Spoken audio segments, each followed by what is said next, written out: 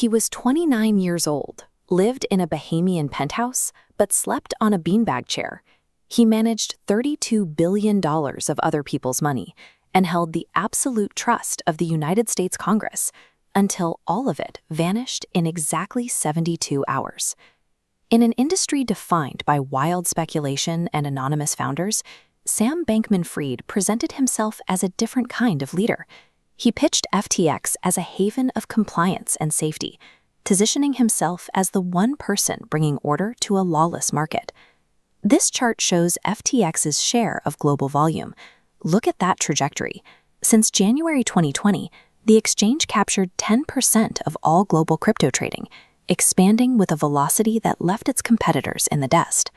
Sam's true power resided in the bulletproof trust he manufactured among the world's elite. On December 8, 2021, Sam brought that manufactured trust to the highest level of government, appearing before the House Financial Services Committee. He told lawmakers exactly what they wanted to hear.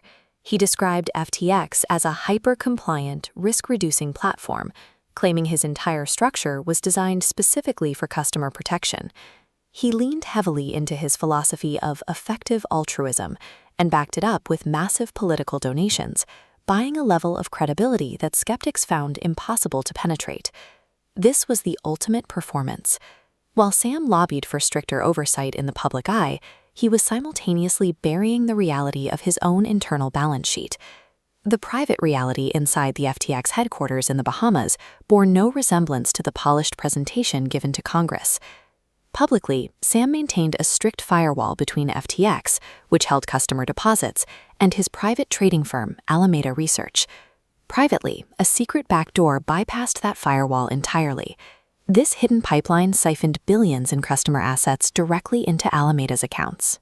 To keep the scheme quiet, executives created backdated payment agreements and issued themselves billions in fake loans, generating a paper trail of absolute fiction. FTX functioned as a disguised slush fund, held together by the illegal commingling of customer deposits. The system miraculously held until November 2022, when a devastating leak exposed Alameda's toxic, highly leveraged balance sheet to the press. Panic set in instantly. In just 72 hours, terrified customers attempted to withdraw $6 billion, creating a bank run the exchange simply couldn't satisfy. The fallout rippled across the entire ecosystem. This ticker captures the result: massive sell-offs and plunging prices as the market realized FTX was completely insolvent. At the peak of the chaos, as the company filed for bankruptcy, a mysterious SIM-swapping hack drained hundreds of millions more, stripping away what little was left. A $32 billion paper valuation means exactly zero when a stress test reveals the underlying liquid assets are gone. In a matter of days, Sam's personal net worth dropped from $16 billion to zero. To clean up the wreckage, the courts appointed John J. Ray III. Ray is a specialist in corporate disasters, most famous for overseeing the liquidation of Enron. Ray's assessment was staggering. He reported a total absence of corporate controls, describing the situation as more chaotic and deceptive than any disaster he had ever encountered. The legal reckoning was swift.